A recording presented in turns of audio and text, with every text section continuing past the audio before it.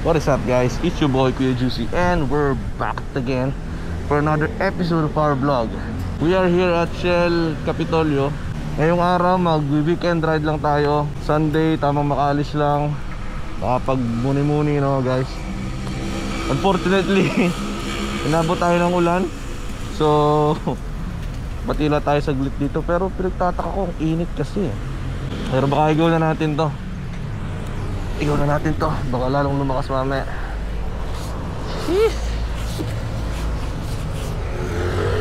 Anyway guys, it's been a while.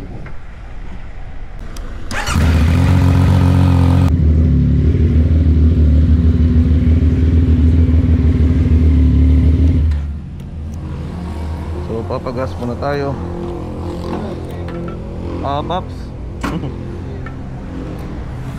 500 lang? 500 sa?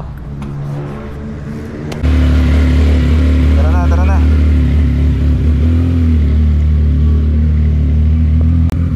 basa yung kalsada.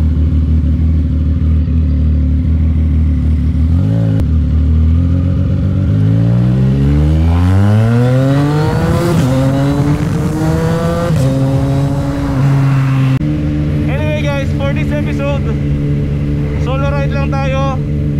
Punta tayo ng Monte Maria Shrine. Well, alam nyo naman, puntahan ng mga walang mapuntahan lalo dito sa Batangas. So ikot lang tayo, isang mabilis weekend ride, total therapy. Baka kasi magtampo na yung motor natin kasi hindi natin nagagamit no. Medyo naging busy kasi tayo, nagpapagawa tayo ng bahay ngayon. So most of yung oras natin is napupunta ron. Anyway guys, patapos lang ng second PMS natin. So di na tayo nagpunta sa casa kasi napakalayo. Diyan lang tayo nagpa-PMS sa Gear Off. Walking distance lang yun galing sa bahay. So nalang ko lang sa morning doon, tapos uwi ako sa bahay, lakad lang. Tapos pinaligan ko na lang noon mga after lunch hapon. Shoutout nga pala kina Sir Austin at kay Sir Jasper no, yung owner nung Gear Off. Kung gusto nyo ng quality service para sa mga pinakamamahal yung big bike guys, punta lang kayo sa Gear Off. So located siya doon sa barangay namin, Santo Niño, San Pascual, Batangas. Bale yung ginamit na langis nga pala doon sa PMS natin is Ams Oil. I don't know much about Ams Oil, pero I think quality yung langis na yun. Ang changes lang na napansin ko dito ngayon is mas hindi na siya masyadong jerky sa low speed oh. Parang smooth na siya. So yes, mararamdaman mo na medyo jerky pa din, pero nabawasan. Ewan ko kung affected ba ng langis yun. Pero yung napansin ko, so at low speed hindi siya jerky oh. Below 4,000 tayo. Dun sa previous na gamit natin na Shell, hindi ko alam kung may difference sila eh.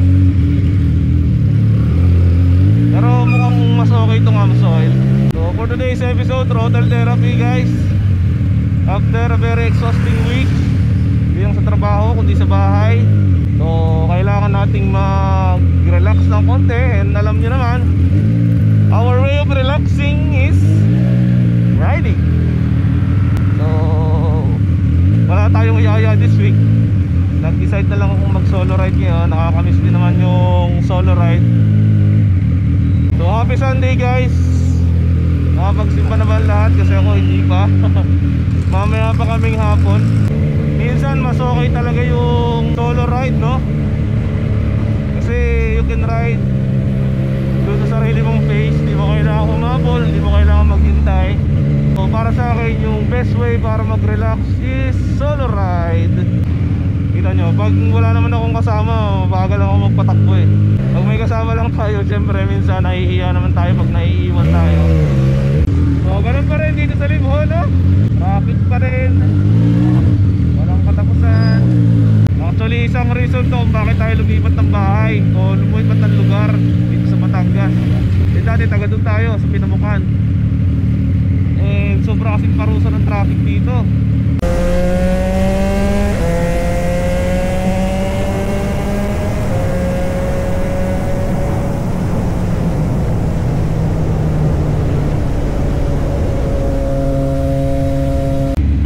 Welcome to Pinamukhaan Proper. Ito guys yung, sa mga hindi nakakaalam, ito yung hometown ni Kuya Juicy. So dito ako lumaki sa barangay na to.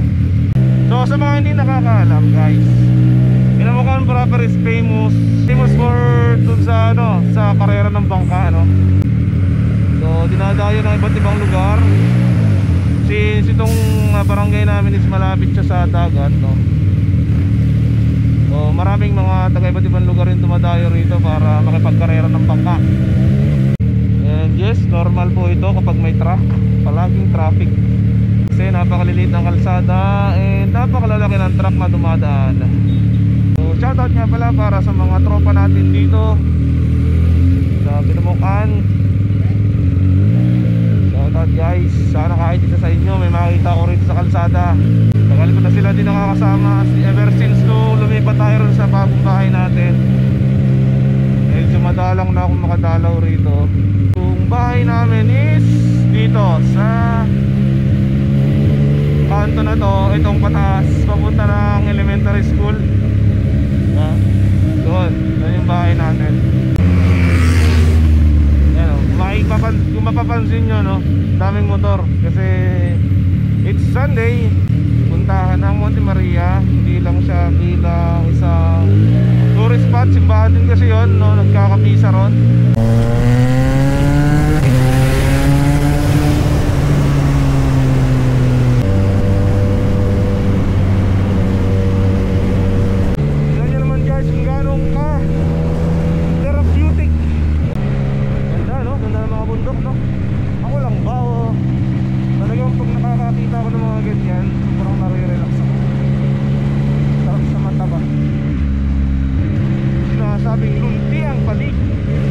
From here guys, mas makikita nyo yung Monte Maria. Kaya mas malapit na siya. And makikita mo yung glass walk na pinupunta kayo ng maraming mga turista. Medyo matagal na rin ginagawa yung lugar na yan, no? Kasi nga diba taga rito ako, so alam ko na matagal na talagang under construction yung Monte Maria. Hindi matuloy-tuloy palagi. And may tubig ang ilog.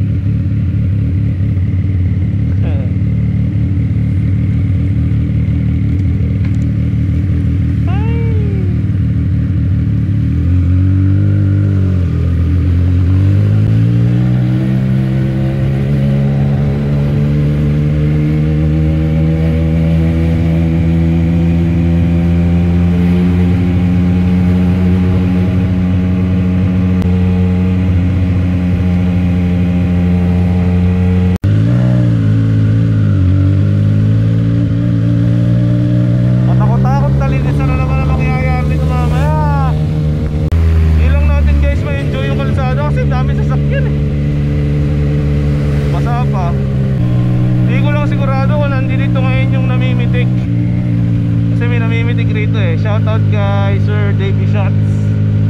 Suking-suki tayo. Kaso wala tayong magandang magiging kuha rito.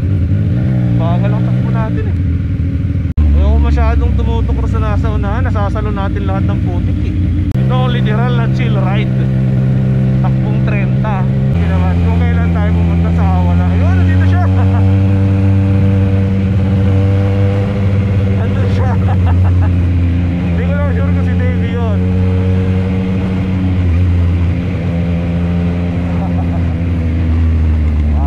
Nakabitik. Anyway guys, we're almost there. Ayan na yung stand ni Mama Mary. Uy, lalim to, no? Gano. Pero hindi tayo papasok guys. Literal na iikot lang tayo. Masyadong tight yung schedule natin ngayon. Madami tayong ginagawa sa buhay. So nagano lang tayo ng konting hotel therapy. Makakainis lang kasi ang crowded. Grabe, daming parokyano oh.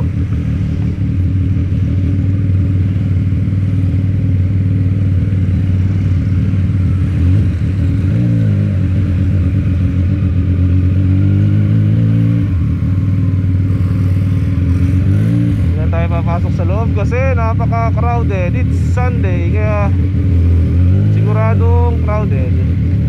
Yan guys, so hindi na tayo makikigulo sa kanila. Ano kaya to? Parang bago lang to.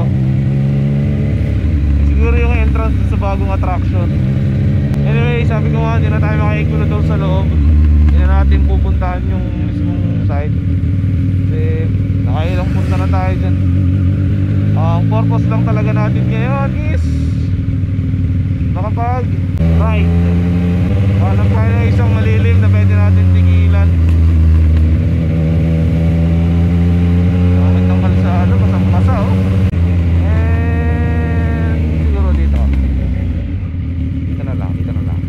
Parang dito tayo tumigil last time. So yun, kamusta yung motor natin? Ayan. So putik na putik. Kawawa na naman yung radiator natin. Yan siya, Mr. Putik Guy. So andito ngayon tayo sa Barangay Pagkilatan. Yan na yan, throttle therapy natin. Tayo mo natin bakit. Yan na yung throttle therapy natin guys. So pahinga lang tayo konti rito, tapos balik na rin tayo. Tamang makita ko lang yung nature, fresh air. Sapat na sa akin yun guys. Ito pa rin talaga pag solo ride. You can take your time. Pahangin, ganyan. Yun guys, so tatapusin na muna natin yung video natin dito. And I hope nag-enjoy kayo kahit paano doon sa video natin. So kung mahilig kayo sa mga ganitong klase ng content, pagmumotor, destinations, please don't forget to leave a like and subscribe sa channel natin dyan sa baba. And again, this is Kuya Juicy. Peace out.